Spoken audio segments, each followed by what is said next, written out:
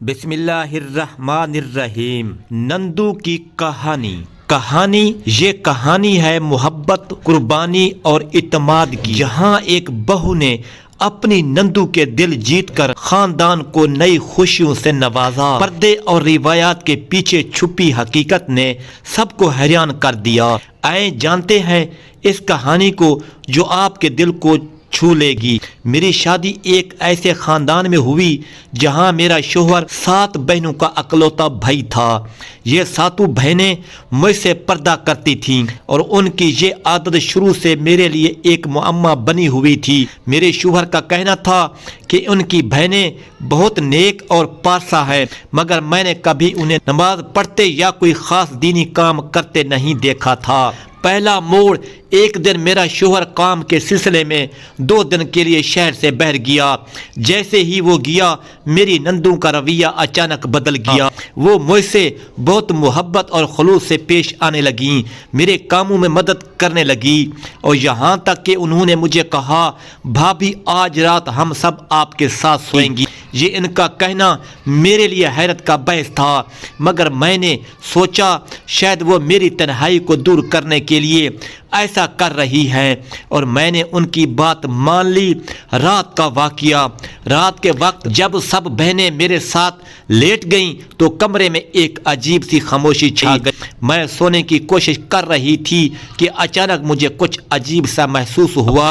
جیسے ہی میں نے آنکھیں کھولیں تو دیکھا کہ میری نندیں ایک دائرے میں کھڑی تھیں اور کسی غیر معمولی چیز کی سرگوشی کر رہی تھیں۔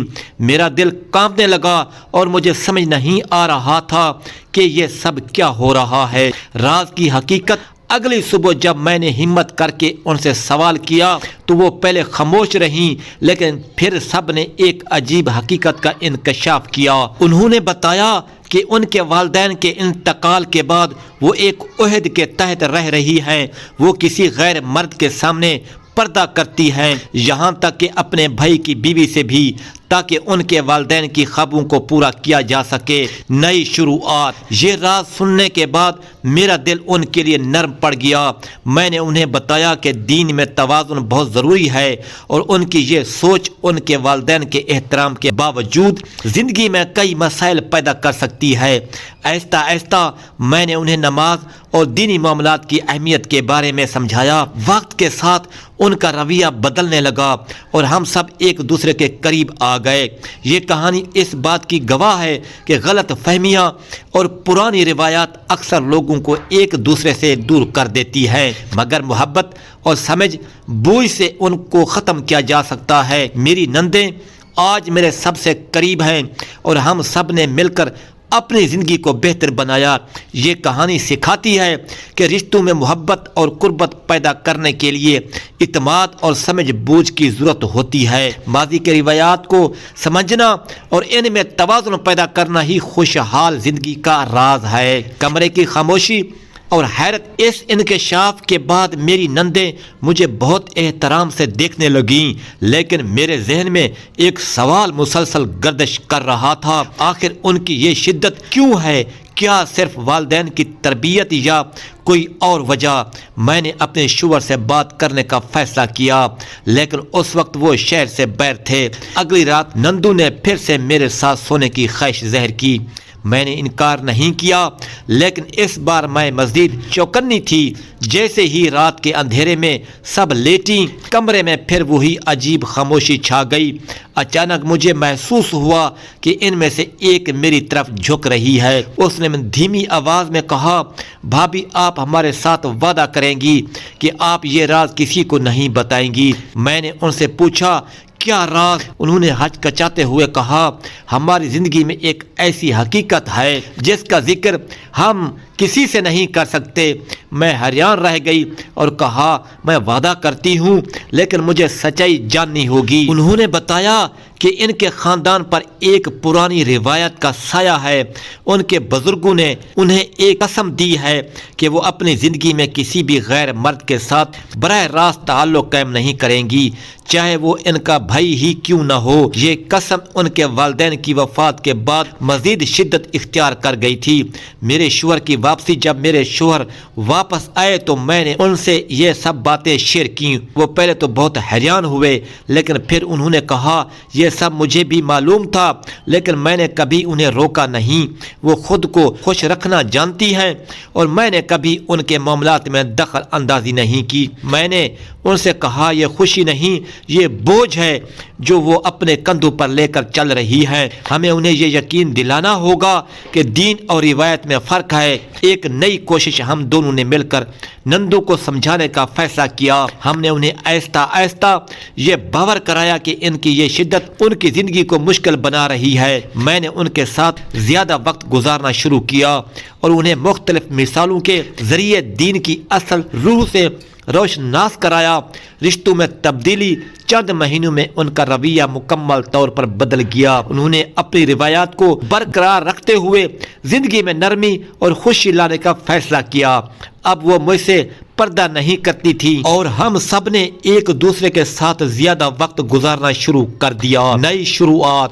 آج ہماری زندگی میں محبت، سکون اور خوشحالی ہے۔ میری نندیں نہ صرف میری بہترین دوست بن گئیں بلکہ ایک دوسرے کے لیے سہارا بھی ہے۔